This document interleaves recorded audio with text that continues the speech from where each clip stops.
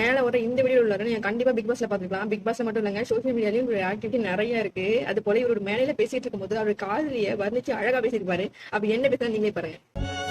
3 ஆண்டுகள் என்னவளோடு அல்ல, என்னவளையே முழுவதும் படிக்க துடித்த என் வாலிபம் ஒரு கலைக்கல்லூரி தேடி ஓடியது. அதற்கான எல்லா கதவுகளையும் என் வீடு மூடியது. கதவுகள் அடைக்கப்படும் போது சிலரும், கனவுகள் உடைக்கப்படும் போது பலரும் தொடர்ந்து பலவந்தப்படுத்தப்பட்டுக் கொண்டே இருக்கிறார்கள். பாதிக்கப்பட்டவன் பேசுகிறேன்.